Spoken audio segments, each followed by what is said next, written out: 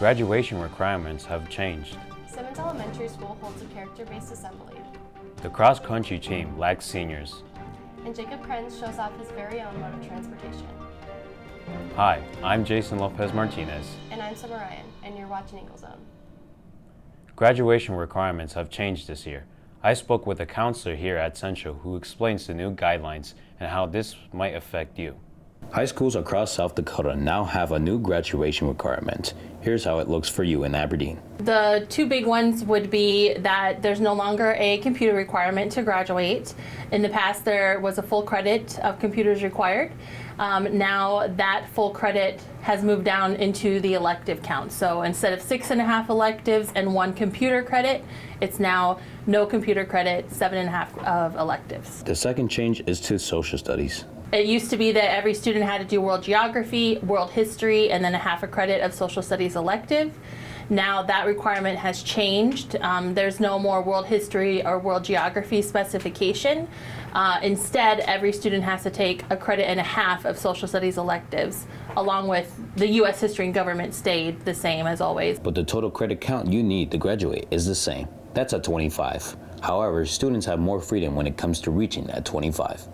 The big thing that changed as far as credit count is that elective that went up to 6.5 and the computers went away. So students really have more freedom in choosing their classes they want to take. So, if you have already taken these classes, they aren't going to waste. They would just be counted as elective credits.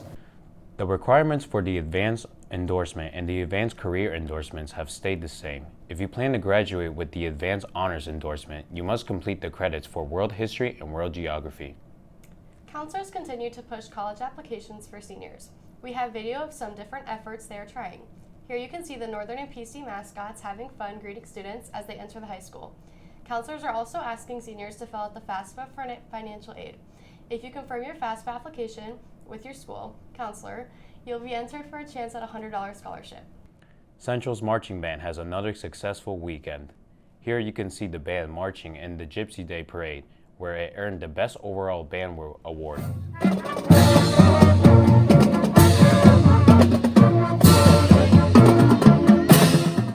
It comes after a strong showing the week before Aberdeen made finals at the Festival of Bands in Sioux Falls and took 8th place overall.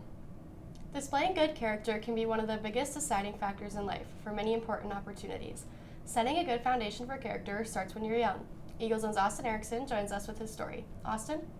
Schools across the district have different measures in place to promote strong character. And it's not just opening a book and filling out a worksheet. In fact, it can be a high-energy celebration. To help motivate good character, Simmons Elementary holds a character assembly. It's about respect, check it out, check it out. It's about respect, check it out. If you haven't figured it out yet, this one highlights respect.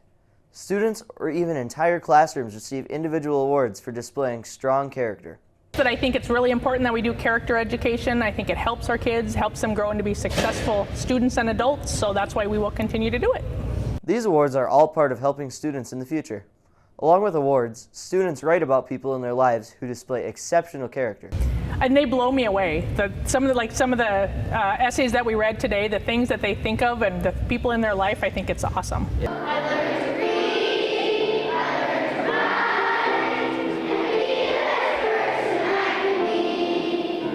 These assemblies have proven to improve behavior throughout the school, both in the classroom and out. Especially when the students are teaching the students, I feel they listen better to their peers, so when they hear about respect and they're reminded what it looks like or whatever character trait we're doing, we definitely see an upsurge in better behaviors after the assembly and after the videos that go out. Lessons from the assemblies can stick with a student for a long time. In fact, I still remember a letter I wrote to my grandpa when I was at Simmons talking about his work ethic. Thanks, Austin. The school district has put many programs in place to help promote the idea of respect and improving your character. One of those programs is SOAR, seeing it through, owning your actions, adapting a plan, and reflecting and revising. You can see more details of that on the latest episode of Eagle Zone Live with Brian Johnson. We'll be back after these messages made by media production students.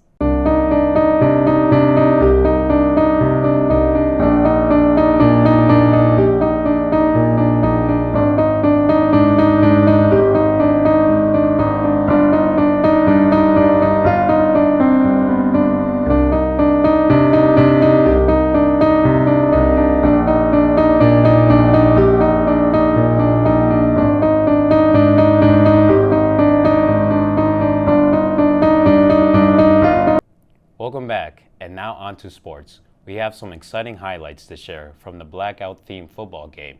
Our soccer players are facing the challenges of playoffs, and state tennis and golf results are in. Eagle Zone's Jet Carlson joins us with the highlights and results. Jet? Jason, the boys golf team is back from its state meet in Mitchell. The team finished 12th overall, and Peyton Brust is the Golden Eagles' highest finisher with a top 25 finish. Senior Ryan Dykma takes 54th and tied 8th grader Cole Brust. The girls team is also back from state. Team finished 6th overall and earned the Sportsmanship Award in singles. Senior Emily Ringenberg earned 3rd in the first flight. Moving to the 5th flight, junior Lainey Gonzer finished 3rd, and another 3rd place finish. This time it's Avery Tenton in the 6th finish. Moving on to a different sport, in the postseason, the girls team is preparing to play Lincoln as we record this. That comes after this strong showing at home against Sioux Falls Jefferson. We start scoreless in the first half when junior Kaylin Poppin puts the Golden Eagles on the board with this goal. Still in the first, only a few minutes after the first goal, Shawnee Peters adds to the Aberdeen lead. It's Golden Eagles by 2. They go on to win that game 5-1.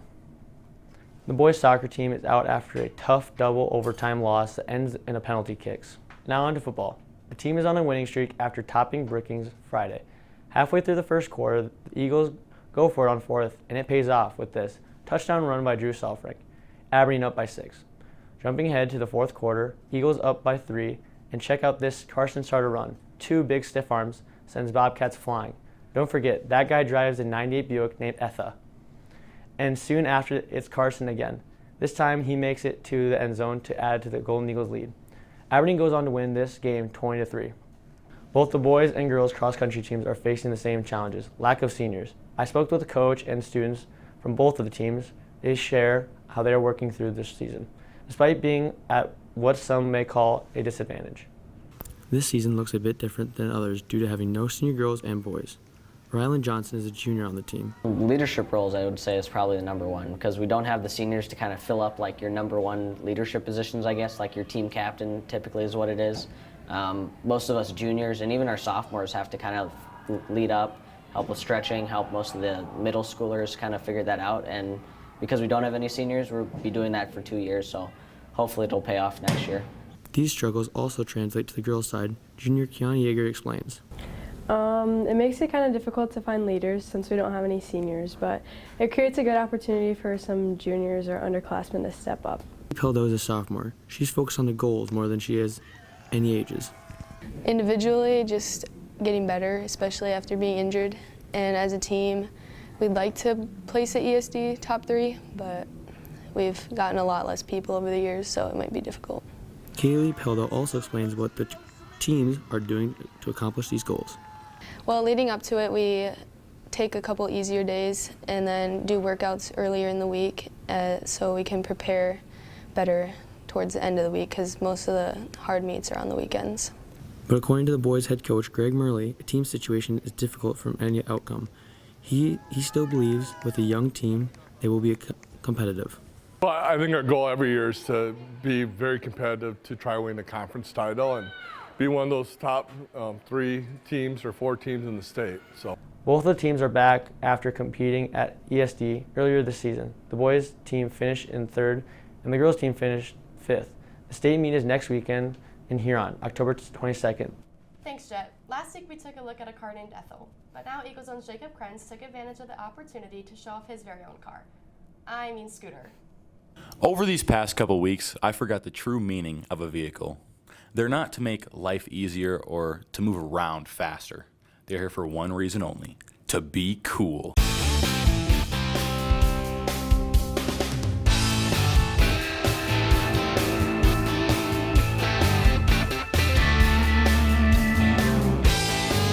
This little baby's a Yamaha Vino, and boy oh boy, is she sweet. I asked some students around Central what they thought of the scooter. Yeah, every time I'm coming to school, going to park, I'm going to pull into the spot, you know, and there's just a scooter right there, but I can't see it until I'm right there. So I'm going to pull into the spot, and there's just a scooter right in the spot. Okay, what I think was that you're a big person, man. A beast of a man riding a baby scooter, bro. I mean, seriously, that's all serious. This thing goes like like 100 miles per hour or something. You can get up there. You get on the highway for a little bit. You just got to give it time. It's quick. It's fast. I was shocked at first. It reminded me of a clown. Nah, he don't know what he's talking about. Signing off for Eagle Zone, this is Jacob Krenz. Shout out Coach Fox. See you later, alligator. This is so sketchy. We're doing this for Eagle Zone. Make sure to check back with us next week to see the next segment of Krenz's Car Show. That's all for this episode of Eagle Zone. You can always watch our stories whenever you want by scrolling down to the Eagle Zone section of the school district website.